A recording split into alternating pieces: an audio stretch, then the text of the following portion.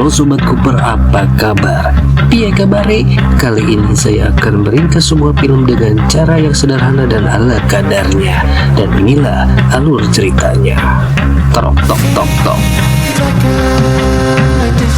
Alkisah diceritakan di sebuah desa bernama Astinapura tahun 2006. Di sebuah rumah tampang seorang wanita bernama Arimbi menerima sebuah benda pusaka dari suaminya bernama Pandi yang pamit pergi tanpa menjelaskan alasan dan mau hendak kemana beliau akan pergi. Saat itu anaknya bernama Yuda ikut melihat kepergian ayahnya. 1 bulan kemudian, ada seorang wanita datang ke rumah Arimbi. Wanita tersebut bernama Ratih, adik Arimbi yang bermaksud mengajaknya pulang ke rumah menengok ibu mereka yang sedang sakit. Tapi Arimbi menolaknya karena walaupun sudah ditinggal pergi suaminya, dia menganggap tempat ini aman untuk menghindari sekawanan penjahat, yaitu kelompok Kurawa. Yuda juga punya nenek yang sangat lembutnya dengan hangat. Tiba-tiba ada beberapa orang asing datang yang sepertinya mempunyai maksud jahat. Arimbi dan Rati pun segera diam, lalu sembunyi. Arimbi hendak keluar, tapi Rai segera menahannya dan pergi menemui orang-orang tersebut. Rati menanyakan maksud kedatangan mereka, lalu salah satu dari mereka, pria yang bertopeng, meminta sesuatu benda bernama Braja Musti. Rati menyuruh melepaskan seorang bocah yang ditawan, tapi salah satu dari mereka melempar bocah tersebut, lalu menyerang Rati hingga jatuh tak berkutik.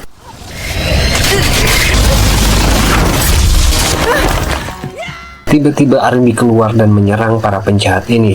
Untuk beberapa saat, Arimbi yang ternyata mempunyai ilmu bela diri mampu melawan, tapi saat pria bertopeng mengeluarkan jurusnya lagi, Arimbi dibuat tak berdaya. Rati yang kembali bangkit menyuruh Arimbi pergi, tapi sungguh naas, dirinya wafat oleh pria bertopeng tersebut. Arimbi masuk ke dalam rumah dengan ketakutan dan memeluk Yuda sambil menghalangi pintu masuk dengan lemari. Benda pusaka yang ada di dalam lemari seketika bereaksi mengeluarkan kekuatan perisai yang kuat sehingga pria bertopeng tidak bisa masuk ke dalam rumah. Beberapa saat kemudian pria tersebut bisa mendobrak pintu, tapi dia tidak menemukan sosok Arimbi yang sudah hilang entah kemana. Belasan tahun kemudian diceritakan di kota Astinapura, media massa mengabarkan berita-berita yang cukup viral, di antaranya meteor jatuh, wabah penyakit yang menyebar, korupsi merajalela, dan berita pembunuhan berantai misterius yang meresahkan masyarakat. Kita akan diperlihatkan tokoh utama film ini, yaitu Yuda yang telah dewasa. Hari itu Yuda dipecat oleh perusahaannya karena dituduh melakukan perbuatan yang tidak menyenangkan kepada rekan kerjanya. Dia pun diberi pesangon yang tidak seberapa besar oleh atasannya, lalu pergi pulang ke rumahnya. Mas. Udah, mas.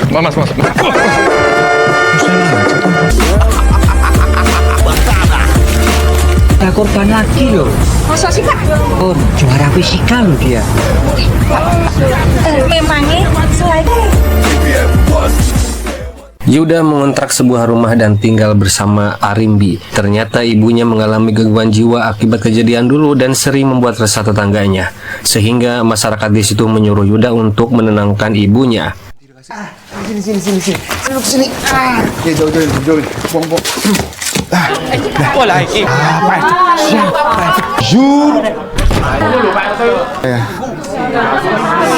Hari itu bukan kan. Selain itu, Yuda ditagih oleh pemilik kontrakan tersebut karena menunggak pembayaran dan diberi waktu 3 hari saja untuk melunasinya. 3 hari. Ya, 3 hari. Cukup. Udah, bubar. Keesokan harinya, Erlangga yang merupakan teman baik Yuda meneleponnya tentang video viral saat Yuda ribut dengan rekan kerjanya yang diupload oleh seseorang. Lalu Erlangga memberitahukan bahwa hari itu dia ada wisuda dan menawarkan Yuda pekerjaan sebagai fotografer pribadinya saat wisuda nanti. Lalu setelah beres merawat ibunya, Yuda pun pergi menuju kampus di mana Erlangga akan diwisuda. Yuda bertemu dengan Erlangga dan keluarganya, dan kebetulan Yuda ternyata menjadi salah satu lulusan terbaik dari universitas itu.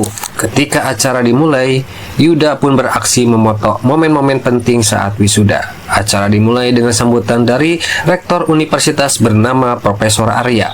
Lalu dilanjutkan dengan sambutan dari perwakilan lulusan terbaik bernama Agni, yang tidak berlangsung lama karena sesuatu terjadi. Tiba-tiba tubuh Erlangga terlempar ke atas panggung. Suasana pun menjadi panik. Yuda segera memeriksa keadaan Erlangga dan menanyakan kepada Profesor Arya siapa pelakunya. Atas informasi dari Profesor Arya, Yuda berusaha mengejar sang pelaku dan berhasil menghadangnya. Tapi Yuda tidak berhasil menangkapnya. Pelaku yang bertopeng itu membuat Yuda pingsan, tidak sadarkan diri.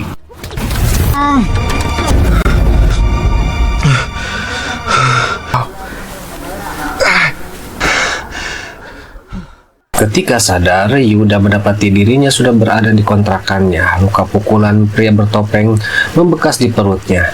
Arimbi yang sedang menonton TV didekati Yuda dan kebetulan sedang ada tayangan wawancara Profesor Arya yang menyatakan bahwa pelaku pembunuhan merupakan salah satu anggota dari kelompok Kurawa yang ditakuti oleh sang ibu.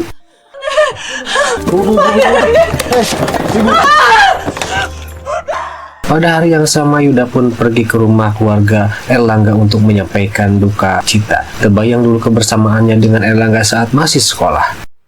Yang berulang-ulang kali terjadi, kan lu yang mimpi. Yuda melihat sepintas sosok Agni yang telah berada di sana. Tak lama Profesor Arya datang melayat. Yuda pun penasaran tentang benar tidaknya kelompok Pandawa dan Kurawa. Sang profesor pun menyuruh Yuda untuk berkunjung ke rumahnya untuk mengetahui informasi tentang hal itu.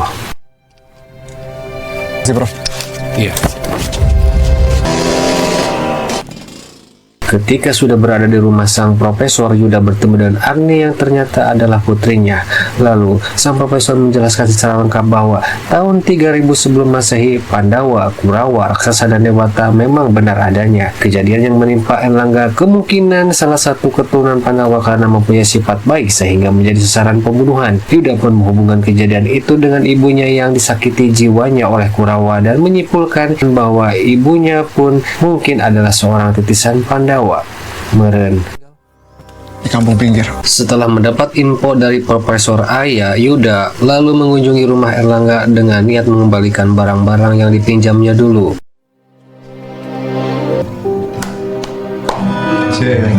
Lu kan tinggal ngomong. Ingkal, Bu. Belum mengerti. Ketika Yuda sedang mengenang masa lalu, tiba-tiba Agni datang dan menyampaikan niatnya untuk membantu Yuda melacak jejak sang pembunuh. Yuda yang awalnya menolak akhirnya bersedia dibantu Agni karena mempunyai peta penyebaran anggota kelompok Kurawa. Tidak sengaja, mereka mendapat petunjuk dari sebuah buku di kamar Erlangga tentang keberadaan anggota Kurawa, dan tak menunggu lama mereka pun pergi ke tempat itu. Yang kata ramen nggak Mereka berdua bersama teman Agni bernama Queen mengamati daerah yang ternyata memang terbukti ada beberapa anggota Kurawa di sana. Gerak-gerik Yuda ternyata menimbulkan kecurigaan sehingga saat mereka pergi, para anggota Kurawa berniat menangkapnya. Terjadilah adegan kejar-kejaran.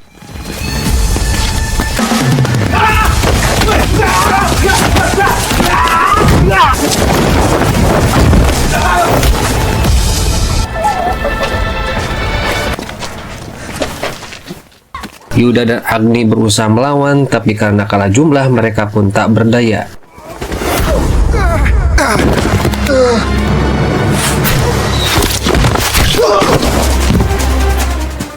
Tapi untungnya ada seorang pria dengan senjata panah menolong mereka dan membawanya lolos dari para anggota Kurawa.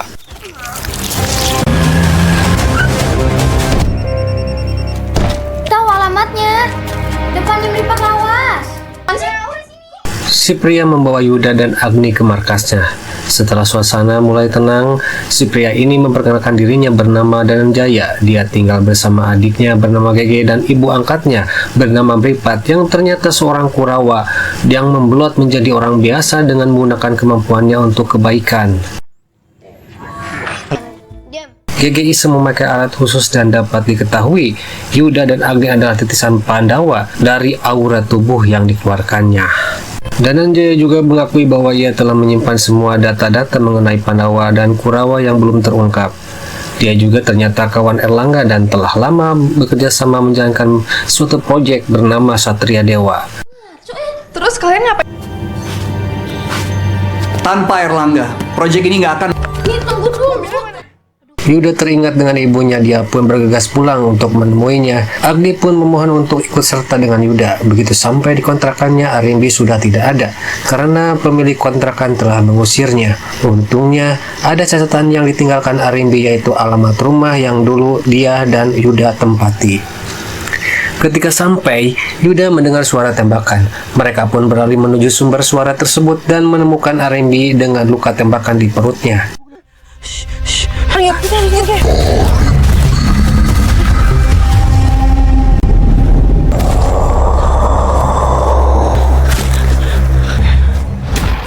Pria bertopeng dan anggota Kurawa muncul lagi dan meminta benda pusaka pada Arimbi yang harus terluka parah karena berusaha melawan.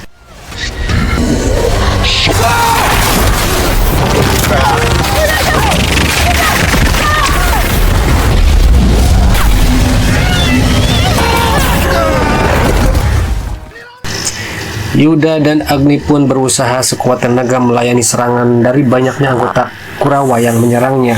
Tapi apa daya, kemampuan mereka tidak sanggup mengalahkan para Kurawa.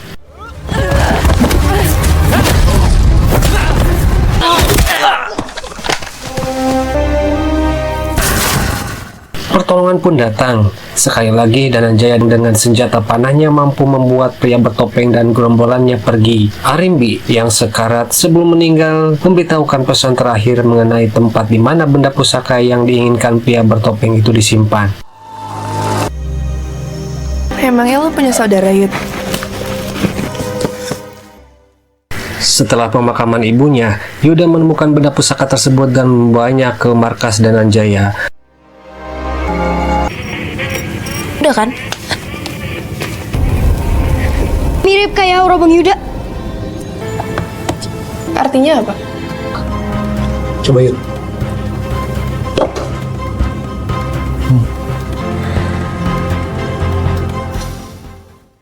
Untuk beberapa saat, Yuda bingung bagaimana mengaktifkan benda pusaka itu.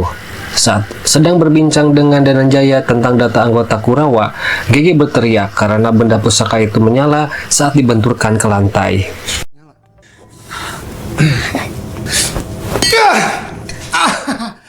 Yuda pun mencoba cara dengan memukul-mukul benda tersebut, tapi tetap tidak ada reaksi dari benda pusaka itu. Lalu Dananjaya mengajukan ide untuk mencoba benda itu di sebuah candi, dan bisa jadi membuat benda pusaka itu aktif. Aja bawa lo kesini. Biarin. Tunggu. Nah, sini kan lebih. Sebelum lo pukul.